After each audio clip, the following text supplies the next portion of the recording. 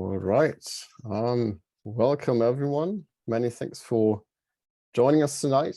I'm Felix Simon, a doctoral student at the Oxford Institute, and I'm joined tonight by Dr. Sarah Anne Ganter and Professor Rasmus Nielsen, who will talk to us about their new book, The Power of Platforms Shaping Media and Society.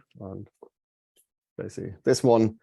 But yeah, before we begin, let me say a couple of words about our guests, starting with Sarah.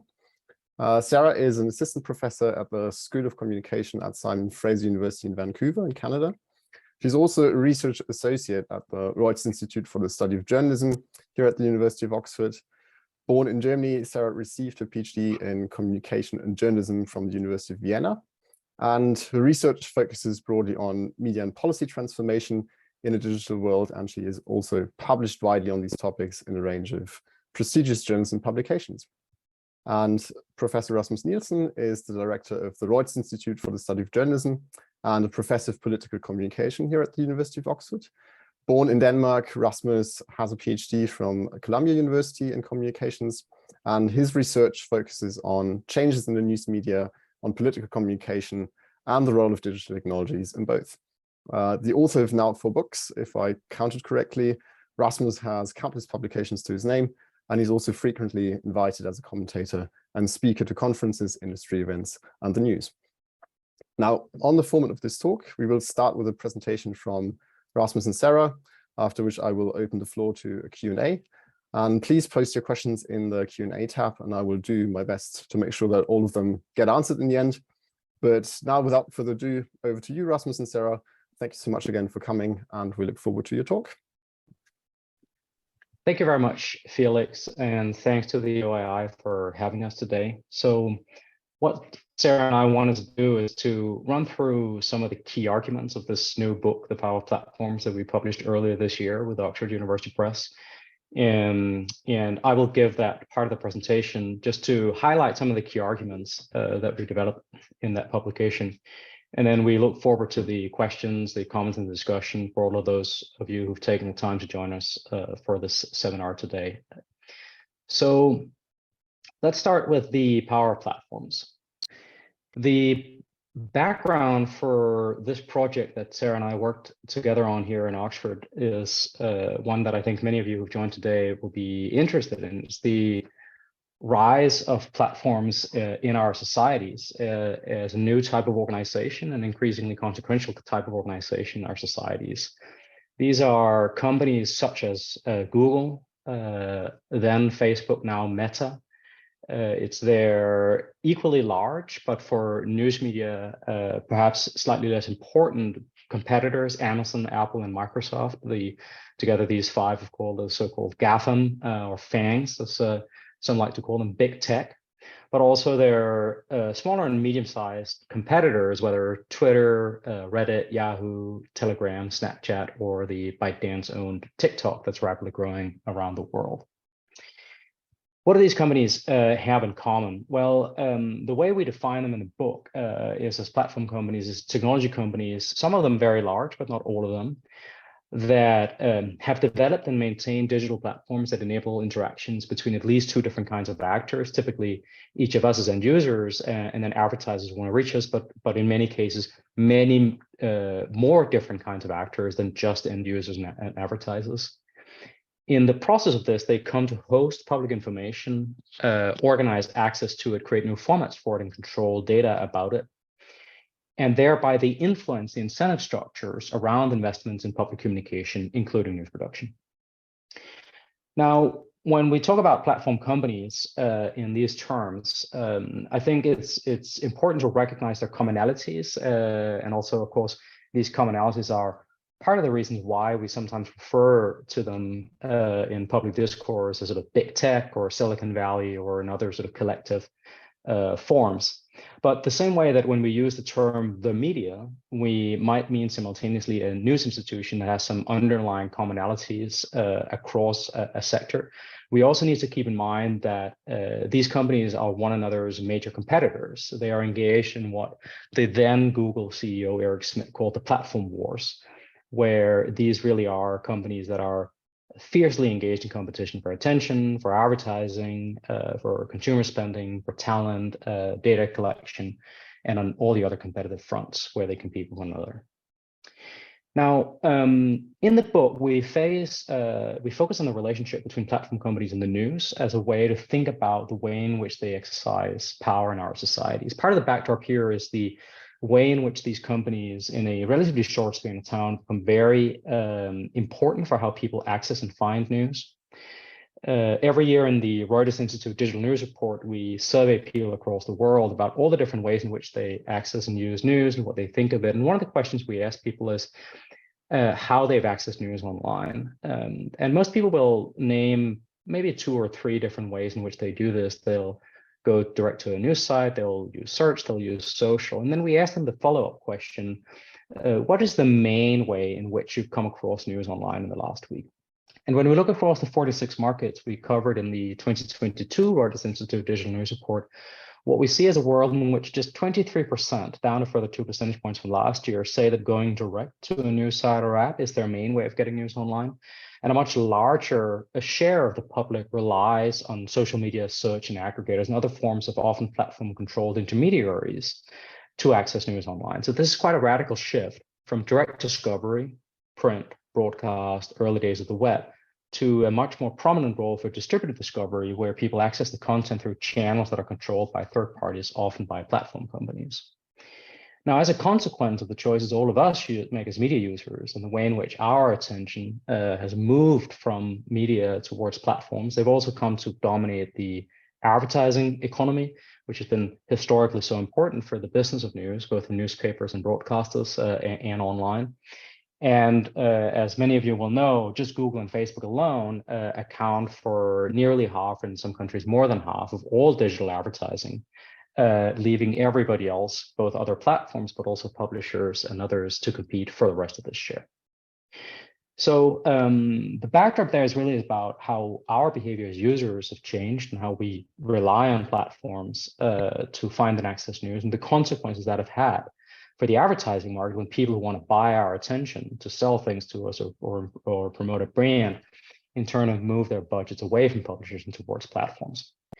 But the focus of the book really is to use this case study, this relationship between platform companies and publishers as a way to understand the power that these companies exercise in our societies and how it works. The argument we developed in the book is that we should think of platforms' power as involving both forms of power we've understood for a long time in the social sciences: hard power. Some of these companies are very large, they have money, they will invest in lobbying, they will fight their corner the way that any other large organization might.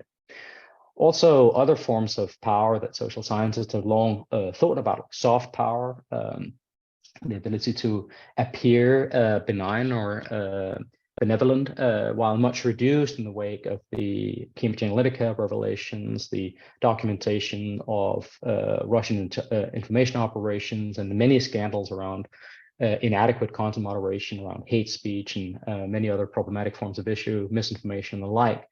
I still think we can recognize that at least some platform companies have significant forms of soft power, that they appear in themselves important in our societies. And many politicians, for example, are quite keen to appear alongside the CEO of some of these companies. But we also argue in the book that they exercise a new form of power that we call platform power. What is platform power? Platform power, Sarah and I argue, is first of all deeply relational. It's based on attraction, means of connection, inclusive means of connection, not exclusive means of production. It's a form of power that is enabling, transformative, and productive. And we realize, of course, there are some social theorists like Foucault who would say that all forms of power have these properties, but we would stress that these are particularly important to understand the power of platforms and how it operates in our societies.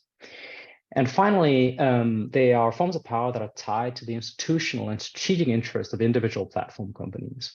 These are not Foucauldian strategies without strategists. They are forms of power that are exercised by individual companies that have their own interests and ideals at heart in terms of how they operate in our societies. Now, a key feature of how this power works is that each of us as users and every publisher and other third-party complementer that engage with the platform help make them powerful And we do that because they empower us in specific ways when we use their products and services. We can recognize this as individual end users. We might use Gmail because it makes it easier for us to manage our emails and connections. But in the process of doing that, we also become dependent on the platform in question. Each of us might shudder at the thought of what would happen if Gmail were to disappear while we have this seminar. In the book, we present a really fine-grained empirical analysis of platform power, both through the history of the relationship between Google as the largest of these companies when it comes to consumer-facing platforms and the news industry, as well as a series of interview-based analysis of how different kinds of publishers in different countries have responded to the rise of platforms and their power, as well as analysis of how the relationship between Google and Facebook as two of the bigger companies in this space have evolved over time as they have recalibrated their approaches to publishers. And throughout each of these pieces of the empirical analysis, we highlight the importance of 5 aspects of platform power that we think are particularly important that I will briefly run through here with examples from Google as the biggest of these companies. The first is the power to set standards. This is just one example, the so-called first click free policy that Google operated from its early days. This is the ability the platform companies have to set technical and community standards for what they will and won't allow on the networks that they enable. In the case of first click free, the original policy was that if, as an end user, you accessed a news article that was indexed by the search engine, even if that article would normally be behind a paywall, the first click had to be free. Now, from the point of view of publishers, this was sort of a platform throwing around its power to essentially dictate to independent third parties how to set prices. But from Google's point of view, this was an example of Google giving a special privilege to publishers and partial exemption in the no-clone policy that stipulated that you had to show the same thing to the indexing bot as you showed to the end user. And here, publishers were allowed to index the whole paywall article, provided that at least for the first click, it was free to access. So platforms have the power to set standards like this on the networks that they enable. Secondly, platforms have the power to make and break connections. We see this power most visibly manifest when platforms change their ranking algorithms. This happens often more than daily for big platforms. Of course, the most prominent examples of these are some of the sort of larger named and publicly announced changes. And it's very easy to see how, with a finite, even if very large amount of attention available within a platform network, that any change to such a ranking algorithm will have winners and losers. Some new connections will be made, but other connections will be broken. Indeed, this is a form of power that platforms operate and exercise on an almost daily basis, even if most visibly in these larger algorithm updates. Third, we identify platform power as operating as automated action at scale. This, I think, is sort of an important and newish aspect of how platforms exercise power in our societies, that while there are, of course, always humans and human organizations behind the technologies in question, the power itself is exercised in real time through automation. And in that way, I can type in a rather awkward search query like this, automated action at scale, in less than a second, get 164 million results rank ordered in terms of a probabilistic assessment of their relevancy to my search query. And of course, this operates not only for me as an end user relying on a platform, in this case for search, it also manifests itself in the relationship between platforms and other third parties, such as advertisers and the sellers of advertisers, who might see self-service interfaces like this to buy and sell ads through automated systems that operate at scale. Fourth, we argue that platform power is defined by an element of secrecy or information asymmetry or opacity, where most of the platforms will provide a general explanation of some of the principles behind how, for example, in this case, search works. But actually, even when you read through them, of course, this is a very high level and abstract representation of very, very detailed technical processes. And even though platforms are not transparent to themselves, they certainly understand their own operations much better than any outside actor could, creating a profound sense of information asymmetry between the platform companies and everybody else, including those who rely heavily on them. Finally, we argue that platform power often operates across domains, that the same network that might enable search can also over time power a video sharing site such as YouTube, and a whole range of different services, maps, web client for email, and many other services that benefit from the same network effects, data network effects, and economies of scale.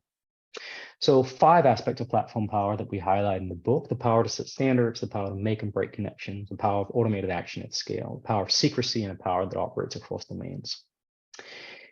Now, if we turn from the question of the platforms, the power that they exercise, the relationship that they have with publishers, the other industry that we were looking at for this research, and where we did the bulk of the interviews with both smaller local publishers and bigger national publishers, both for-profit and public service and non-profit publishers across France, Germany, the UK, and the US, analyzed in greater detail in the book.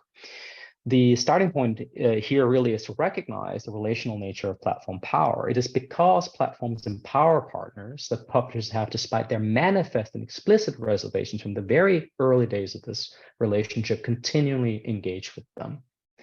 A very fundamental point here is that there are no platform opportunities without platform risk. Publishers engage with platforms that they also compete with for attention, for advertising, consumer revenue, because they see the platforms as offering opportunities. And in the process of pursuing those opportunities, the publishers take on an element of platform risk, the risk that connections might be made or broken, and the risks that come with information asymmetry. The basic offer that platforms make to publishers is audience reach. This is formulated very clearly from the early days of these companies. Just an example from Google here, Eric Schmidt, the then CEO, saying, "We have decided the value we provide to the partners is the traffic." Now, of course, not all publishers are equally happy with this value proposition. So equally from the early days, there were some publishers who publicly pushed back against this. And the executive chairman of News Corp, Rupert Murdoch, for example, said that this meant we had entered an epochal debate over the value of content. Now, it's important, I think, here to recognize just empirically that most people every day show that they believe the monetary value of most of that online news content is zero. Most online users do not pay for any news. Even those who do pay for some online news typically pay for one source and thus consume online news for free from many other sources, even as they might pay for one. And in that sense, we shouldn't be surprised that most platforms, big and small, do the same, believe that the monetary value of most of that online news content is zero. Now, the basic terms of trade, thus, between most platforms and most publishers has thus, for more than 2 decades, been access to content in return for access to audience reach. How do publishers navigate this relationship? In the book, we identify 3 sort of ideal typical types of responses we call collaboration, coexistence, and confrontation. Collaboration is the view that this can be win-win, and it's a stance that is adopted by a subset of publishers that are invited to collaborate actively and directly with some or several of the platform companies on product developments, on early launches of new products and features, and other forms of collaboration, including commercial, bespoke deals and the like. And some of the publishers that are offered these collaborations will actively engage over time repeatedly from the position that the idea that this can be a win-win, even though platforms and publishers compete, that there's an opportunity here for gain on both sides of this relationship. Now, most publishers, however, are never invited to directly collaborate with platforms. And the stance that they opt for is what we call coexistence, reactive or passive coexistence. As one local publisher told us in interviews, we need Facebook, Facebook does not need us. And as that person question continued, what do you expect us to do? The publishing questions full well understand that platforms are not forces in nature, that they are human organizations populated by humans, however naturalized they might sometimes seem. But if you are a local publisher, in particular a local publisher far away from the headquarters of these companies, whether that means in the deep Midwest or somewhere in Europe or let alone elsewhere, sometimes they might as well be forces of nature, and they are things to which you have to adopt as you coexist with them in the environment in which you operate. Finally, there are some publishers who've opted for what we call confrontation. This is the stance in particular of News Corp. I mentioned Rupert Murdoch before as an example that we look at in the book, but also, of course, the big international but originally German-based publisher Axel Springer as another example of a publisher that has very publicly sometimes confronted some of the platforms over some of their initiatives and used language like the one here from Rupert Murdoch, the executive chairman of News Corp, who've called these companies content kleptomaniacs and thieves and various other colorful things, interestingly, of course, often on another platform, namely Twitter. Beyond their overall response, we also chart in the book a range of different strategic approaches, ranging from the one end of the spectrum to sort of on-site strategies, whether adopted by digital-born publishers such as Mediapart in France, or legacy publishers like the Times of London, where the focus of the strategy really is to try to use platforms to convert people to loyal on-site readers on the website or app of the publisher in question. Essentially, platforms are treated as top of the marketing funnel, as a tool that you use to try to convert people to loyal returning on-site users.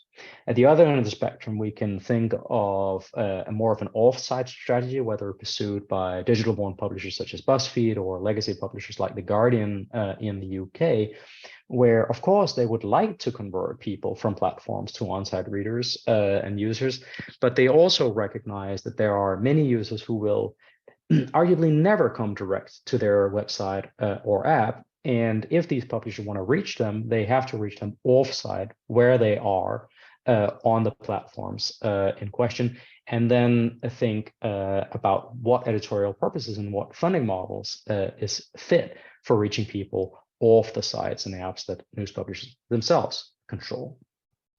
Now, a very brief detour from the work that Sarah and I have done together is just an illustration of these different strategies that can lead to different outcomes. This is work done by Richard Fletcher, my colleague at the Reuters Institute, and myself, where we use passive tracking data to essentially map UK publishers in terms of the volume of traffic they get from platforms. This is the vertical axis, and the share of their total traffic that come from platforms. This is the horizontal axis. And what we see here is a map where you have some publishers that have a large volume of traffic from platforms, the BBC, the Guardian, the Mail Online, but a low reliance because they have even greater direct traffic.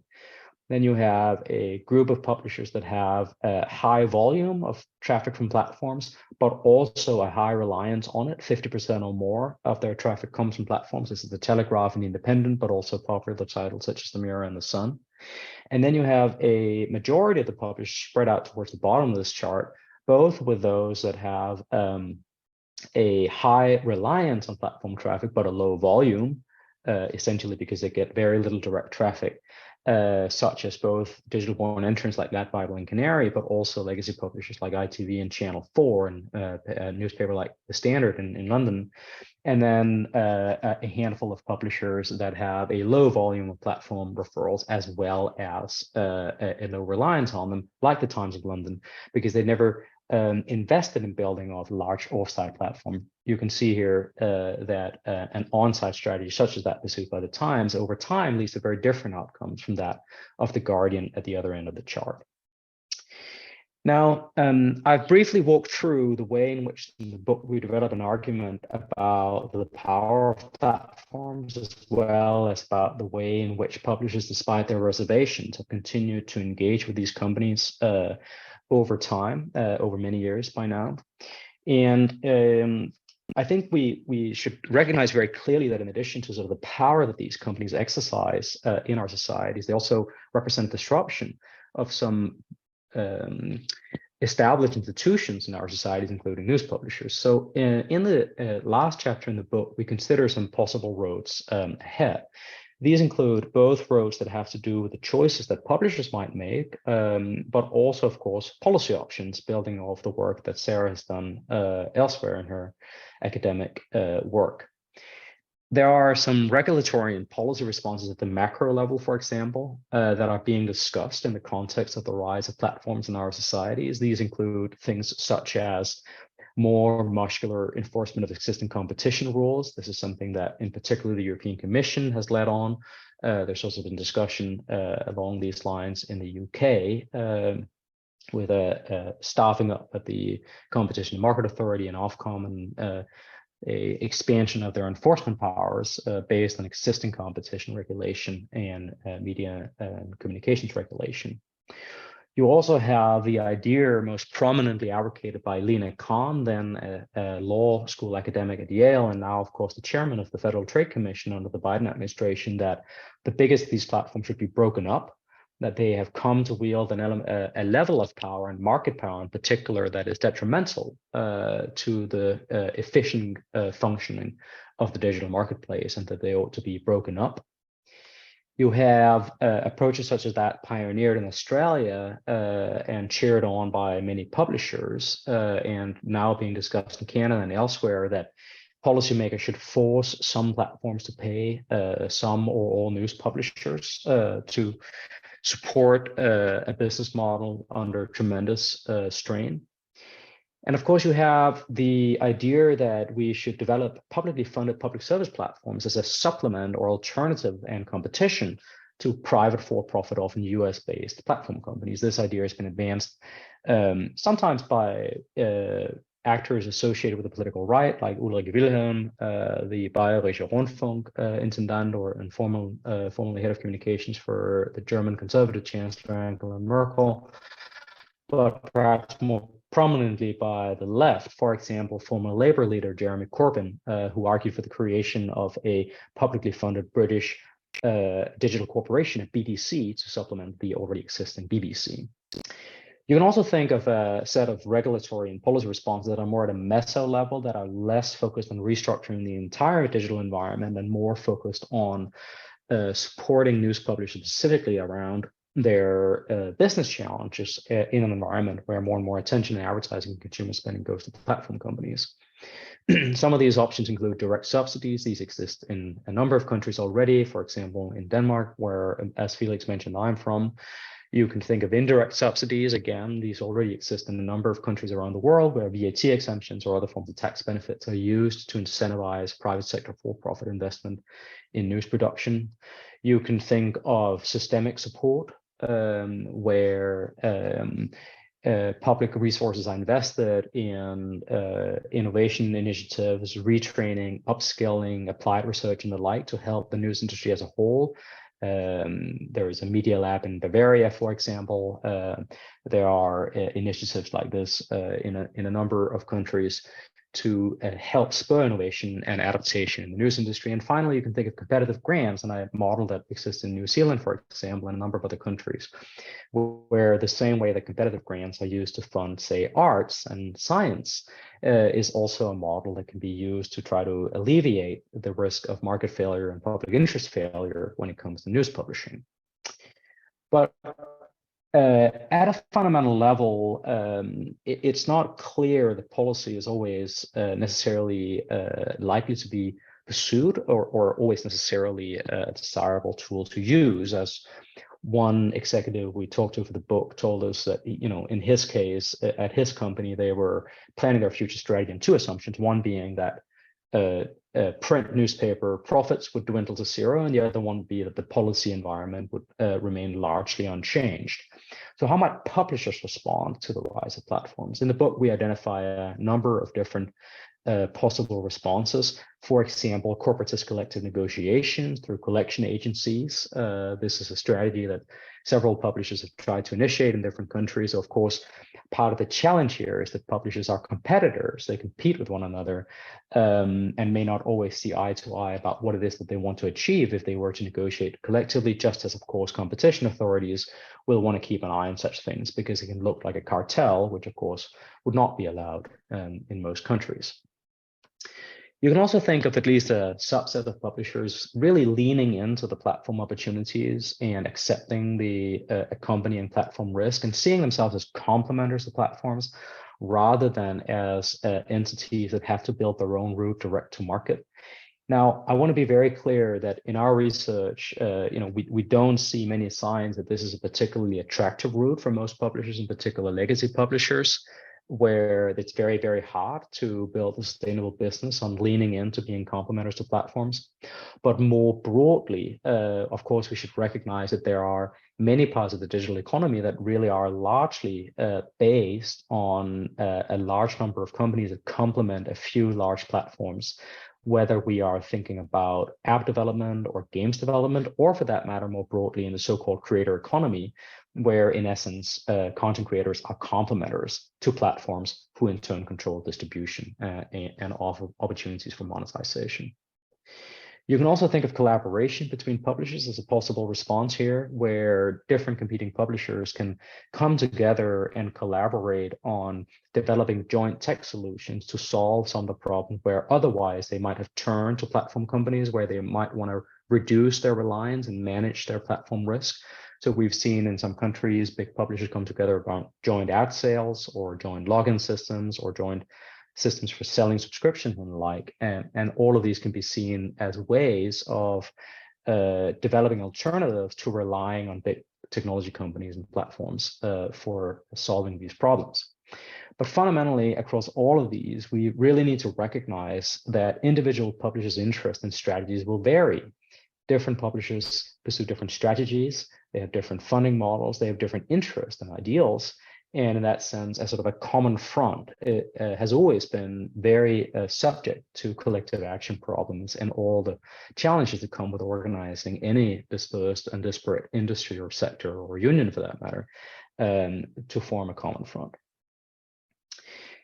Now, I've talked a bit here about the implications of publishers, but of course, as social scientists, our interests are much broader than this. And while we are interested in the way in which platforms exercise their power, from studying their relationship with publishers and how publishers have responded, we also want to sort of take a step back and think about this, the bigger picture here in terms of what the societal implications are. And I'll finish just with a few points about this from Sarah and myself before handing it back to Felix so we can start the discussion and get to comments and questions.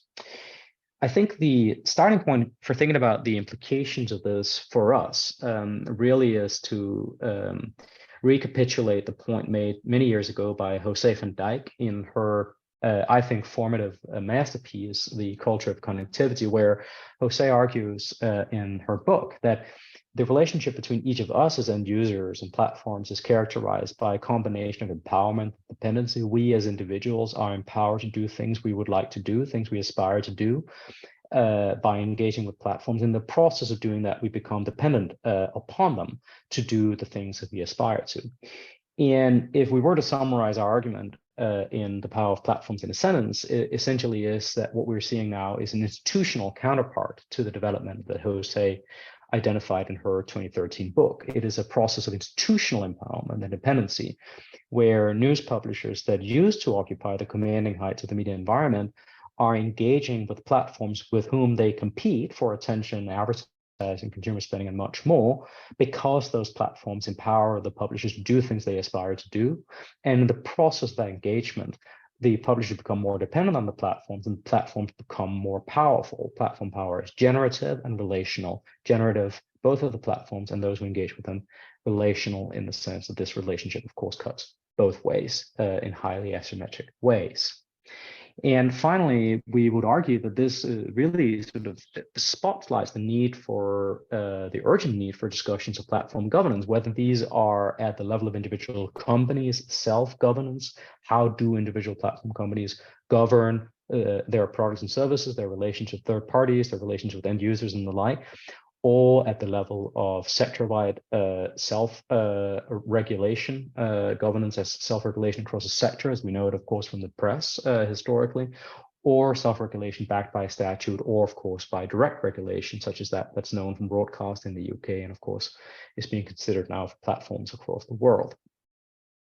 More broadly, we would argue that as we think about these implications and as we think about how we go forward from here, we should recognize one of the core arguments we develop in the book, which is that our individual and aggregate choices are amongst the forces that make platforms powerful.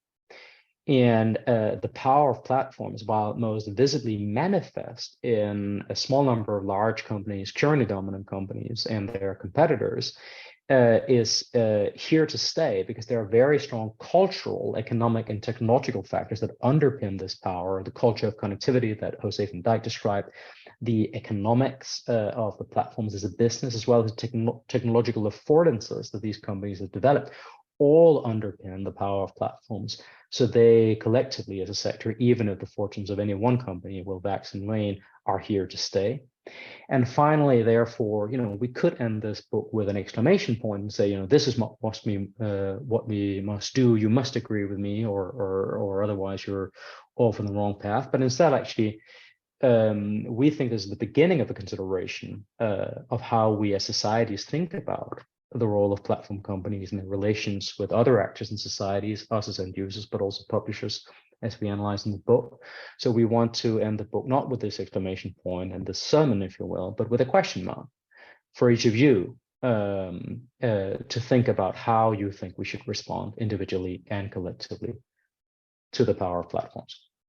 And with that, I will stop sharing my slides and I look forward to the discussion. Wonderful. Thank you so much for this presentation, Rasmus. To give people some time to type their questions in the Q&A, I will just ask first question myself.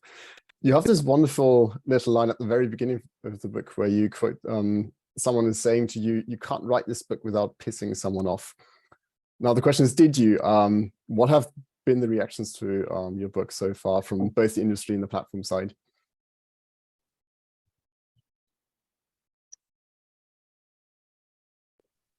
And it's either Sarah or Rasmus, whoever wants to answer it.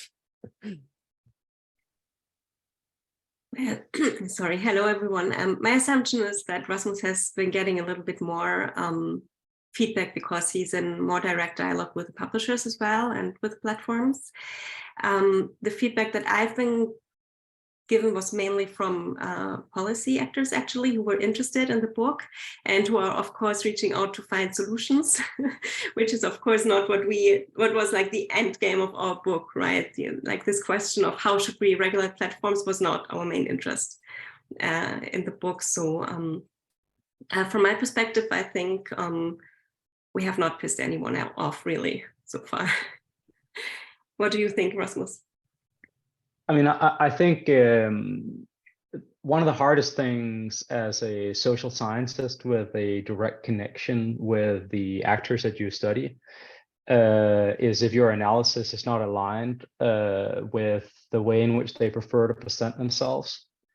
And I think there are some actors that are particularly accustomed to being allowed to sort of cloak themselves in the aura of the public interest.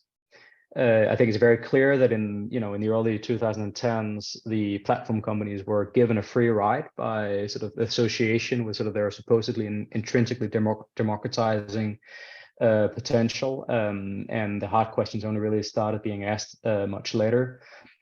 And I say this from with love in my heart, and from the point of view of someone who works very closely with the news industry and with journalists, I think it's fair to say that publishers are also sometimes accustomed to sort of letting themselves be cloaked in the aura of the public interest.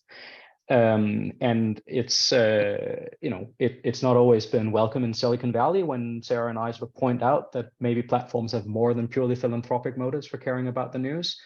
But it's not also not always a popular message amongst at least the sort of professional lobbyists that represent the news industry to point out that the news industry is not solely motivated by the public interest, but may also have one or two sort of self-interest at play. And, just the fact that Matthias Döpfner says something or Rupert Murdoch says something does not necessarily mean it's the unvarnished and undiluted public interest that this thing happens. Right, thank you very much. I'll go to the audience question. Sharup Khanna asks, could you say more about the information asymmetry between platforms and end users? What, in your opinion, could be the implications for billions of end users consistently consuming a pre-ranked tip of the information iceberg? And I'll let you two haggle who will answer it.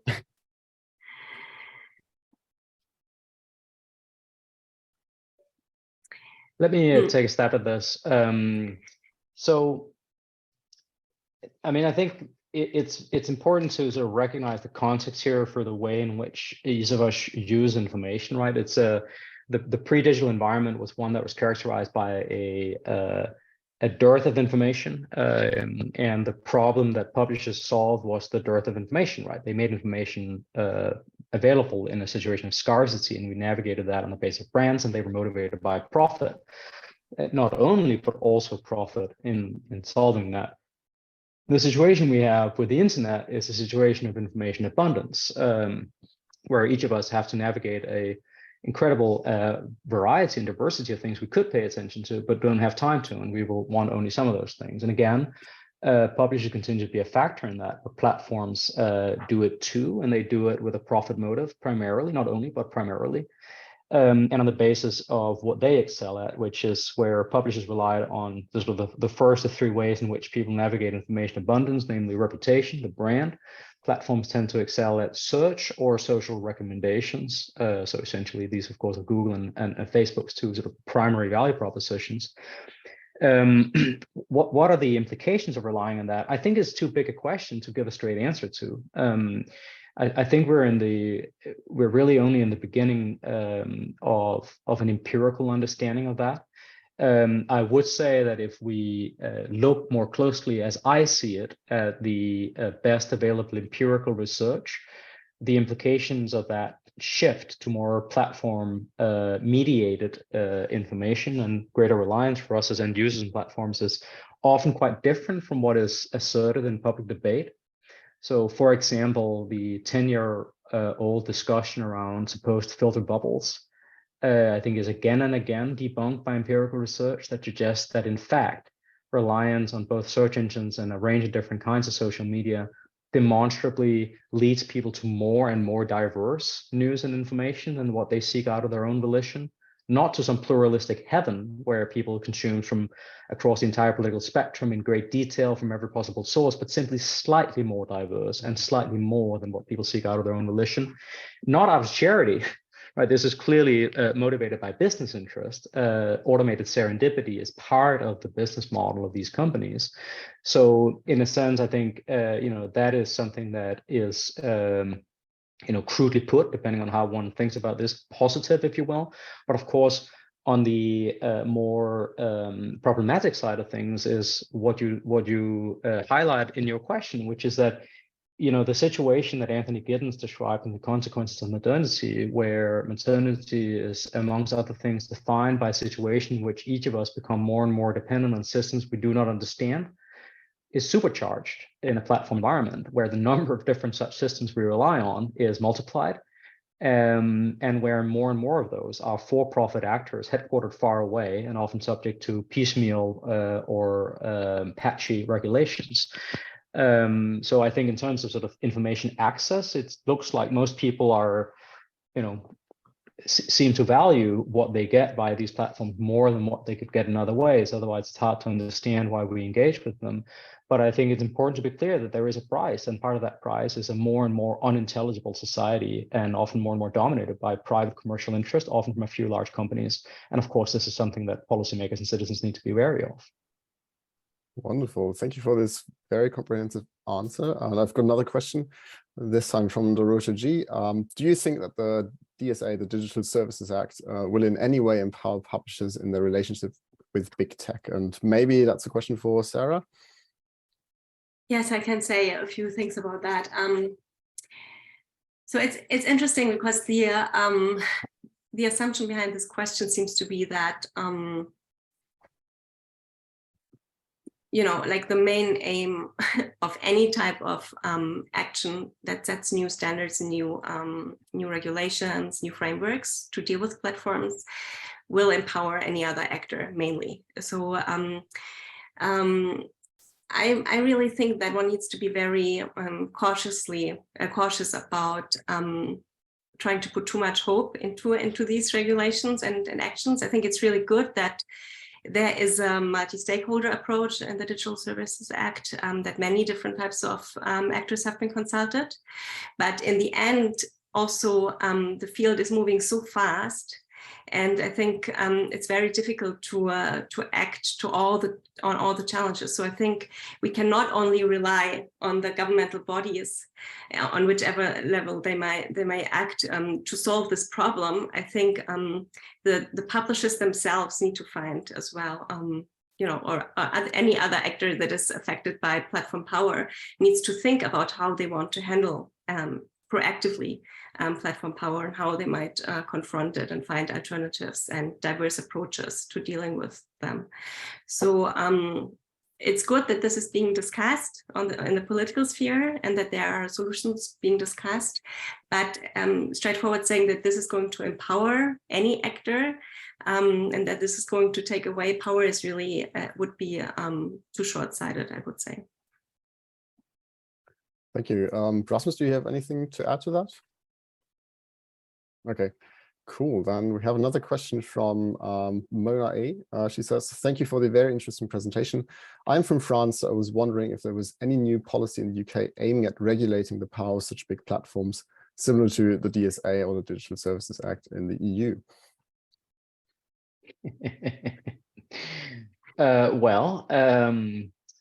I think a common refrain in journalistic self-criticism is that we should not cover powerful people on the basis of their stated intentions, but on the basis of what they actually do. So yes, there are a number of policy proposals being discussed in the UK, including the so-called online safety bill, as well as a number of things around data protection, privacy, and also steps, as I mentioned briefly during the presentation, around competition enforcement in the digital space and greater oversight from Ofcom and the CMA.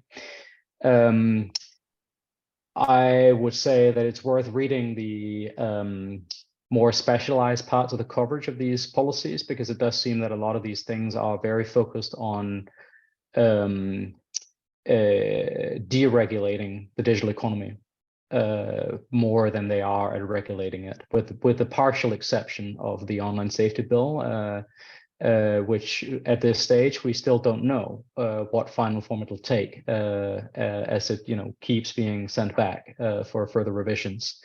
And as civil society has a lot of reservations about the form it takes right now, but a lot of the stuff we see around data protection and privacy seems more intent on deregulation than it does on drawing inspiration from what I personally think are very interesting initiatives taken in the European Union. Thank you. Let's move away from regulation for a second and go to a question from Evie Liu. She asks, how has platforms impacted local journalism and smaller publications? Do they only empower mainstream media while marginalizing others, or are they actually benefiting smaller publications even more by exposing them to a larger audience? And whoever wants to take that, Sarah, maybe you? I can share some thoughts, and maybe Rasmus can add to that. Like in our research, we really saw that, I mean, this was 2015-16 when we spoke to the publishers, and it really showed that the smaller publishers, they were a little bit in a position of observing from outside. They were hesitant, they were doubting whether really engaging proactively with any interaction with the big digital platforms would benefit them, because if you have a local audience, then why would you need Facebook or Google really? At the same time, they also recognize that often Facebook and Google are not necessarily interested mainly in those local organizations, right? They're reaching out for the big audience. That's where the interest of them mainly lies. So many times these organizations are not even in a position where they could even engage with digital platforms because they don't even know how to reach out to them. So if they want to get feedback or information about, for example, Google Showcase or Facebook Instant Articles by the time, then it was really difficult for them to even get that information because they didn't know even who to speak to. So they really felt more like as being more in an observer role and sitting back and seeing what happens.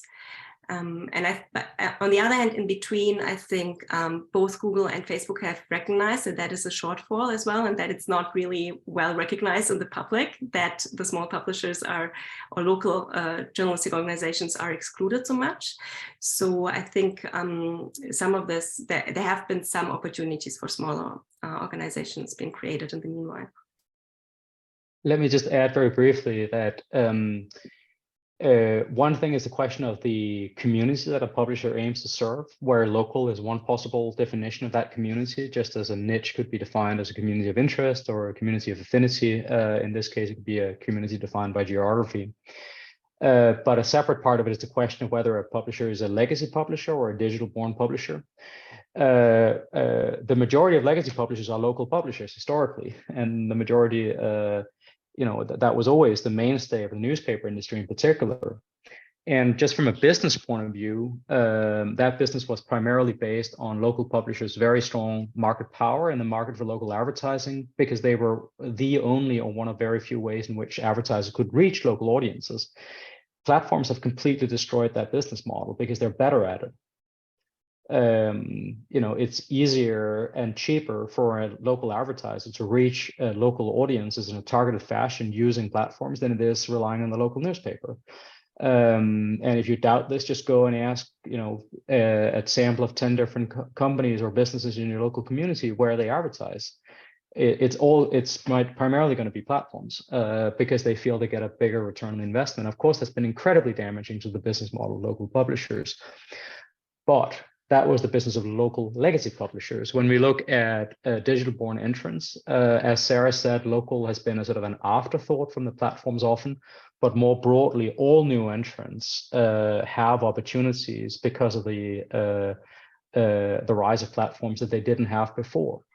It used to cost tens of millions to launch a new local newspaper in the United States or elsewhere. These days, small nonprofits are trying it, yes, failing often, yes, but trying, and they couldn't even try before. So the opportunities are very real here, as is the very, very real pain for the legacy business of local news. Excellent, thank you. Let's go to another question from Peter Adeli. In terms of content consumption, do you think users access news content through platforms due to the ease of use? You already use the platforms for any number of things, news is there, it's convenient. Or do you think it's because of the platform's ability to offer content that is relevant to you as a reader? I'll take a stab at that, as this sort of links in with a lot of the wider audience research that we do at the Reuters Institute. I mean, I think a starting point there has to be that what is sometimes forgotten, and this is one of those things I can't really say without parts of the news industry and the journalism profession being very cross with my impolite empiricism, is that much of the public does not actively seek out online news from websites and apps at all. About half of internet users in the United States don't go direct to a website or app for news at all. It's not because they can't, they are internet users, it's that they don't. And in that context, then amongst that half, a very large share of that half will get news as part of the experience of using platforms that they often primarily use for other purposes. So this is incidental exposure, where in the process of using Instagram to be reminded that there are nice things in the world, you might also come across a piece from a journalist or news organization that you follow. In the process of being reminded that your friend's children are beautiful and that they still go on vacations to nice places, you also come across some news someone has shared on Facebook. In the process of searching for something using a search engine, you also come across a news article in the carousel that highlights this. A lot of this is incidental exposure. Some of it is baked in because there are also people who use platforms as a primary point of access for news, but a lot of it is about incidental exposure from people who aren't otherwise seeking out the news, but who get more news that they would seek out otherwise, because it's still, to this day at least, I should hasten to add, because I don't think this will remain the case for every platform indefinitely, still to this day at least, part and parcel the experience of using many of these platforms is also coming across news. Sarah, anything you want to add to that, or should I go to the next question? No, that speaks really to Rasmus' research, as he said, that he does in terms of audience research. So I think that's excellent. Okay. Then I'll go to a question from Simran Agarwal, who says, thank you for the presentation, extremely interesting. We see that platforms come up with solutions in form of products or partnerships in response to regulatory threat, for example, Google News Showcase. Do you think platforms will preemptively act to other macro regulatory responses? I can maybe give it a shot. That's an extremely interesting question, I might say, and I believe we are definitely seeing some preemptive responses to or actions to some regulatory attempts. And this has been always the case. Like, you need to understand that platforms and governments, they have been negotiating and talking about setting the scene for platform actions for a long time, like 20 years almost. And so they have been getting to know the different strategies each of them are pursuing pretty well. And the platforms definitely have adopted some sort of strategy that they repeat continuously. So, for example, Spain comes up with a new law, they leave the market, Australia comes up with their new initiative, and of course the algorithms change, and to the disadvantage of the publishers, or they don't feed news anymore on Facebook, and that's in that case. In Canada now we have the Online News Act, and again, like, there's the threat of circumventing news to be distributed on Facebook in Canada as response to the attempts to regulate here.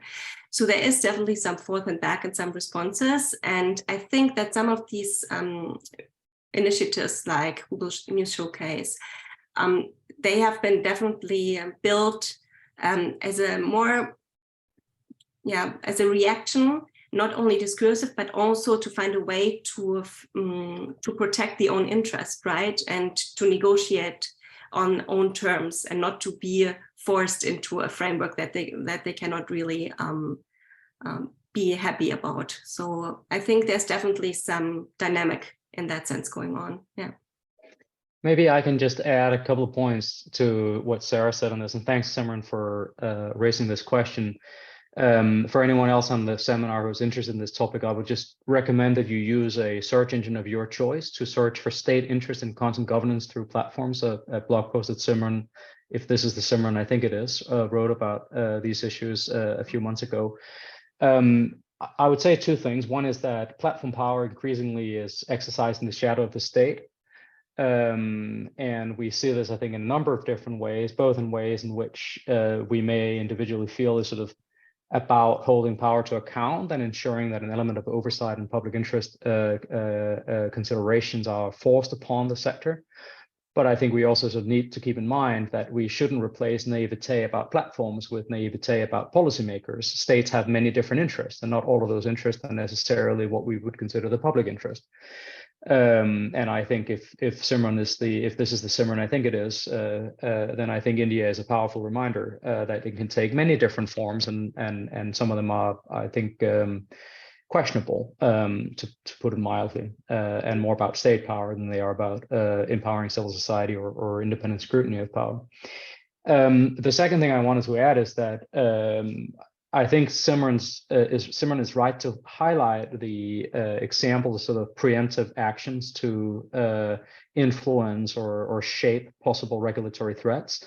In a sense, Sarah has talked up the sort of the carrot side of this. You know, if you're a big platform company and you get a sense that policymakers might force terms on you that you don't like, then you might want to see if you can get more beneficial terms by offering attractive packages before the regulation comes into force. This is the carrot side of it. Of course, there is a stick side of it as well. So if, for example, you are a platform and you suspect that policymakers in a number of countries might make it more expensive for you to carry news, perhaps you might want to reduce the amount of news that you carry preemptively to reduce the expense. So these things don't always play out in a way that that sort of publishers, lobbyists might imagine, or that would necessarily always lead to the outcomes that policymakers purport that they seek with their interventions. It's a slightly more tangled web we weave than that. Wonderful, and we're already over time, so let me ask one last question actually from my end. I mean, the power of platforms long seem to be unending, but today basically we've seen that Meta has laid off thousands of employees. Twitter has recently fired, basically, Elon Musk has fired half the workforce. And other major technology companies also have implemented hiring freezes. I mean, Google and Apple, for example. What will this mean for news organizations and publishers ultimately? I mean, it seems like, yes, they will be around for some time, but also that power is not sort of, well, sort of isolated or in some sort of vacuum. What's your take on recent developments in this space? Well, I go shortly. I am not convinced yet that this means that there's a demise of platforms happening. I think these things go in cyclic movements, and this is another cycle that we are entering in. It's how convenient that first Twitter, lays off people, and then suddenly Meta does the next move. We don't know what comes next. What is the strategy behind? Maybe this is a way of discursively preparing us for all of this will be only subscription-based in the future. We don't know. Maybe it's just another phase of platform power, actually, and it's not, and that this is transforming as well, like we described in the book, platform power. But we didn't say that this is how it will always be. There are different shapes of platform power that are emerging, definitely, and this might be one way in which this is emerging now. Yeah, I mean, let me add to that. I'm glad you raised that, Felix, and I think it's a nice place to end also. I mean, take Elon Musk's acquisition of Twitter and decision to take the company private. I don't think that power and sort of headcount are necessarily sort of good, or headcount is a good proxy for power. I think a company can be very powerful and exercise a lot of power in society, even if it has fewer employees than it had a few weeks ago. And if we think about Twitter's ability to set standards, that's a big part of the discussion of what Elon Musk want to do with the company.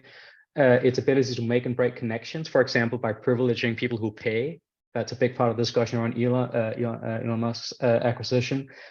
The ability to filter content. Again, this is something that Musk is very interested in. The question of information asymmetry. I mean, no one seems to know what he wants for the company. It's not always clear. He knows what he wants for the company, as well as the power to operate across domains. Of course, he, amongst his many tweets on this topic in the last few weeks, have been the idea of launching X, the Everything app.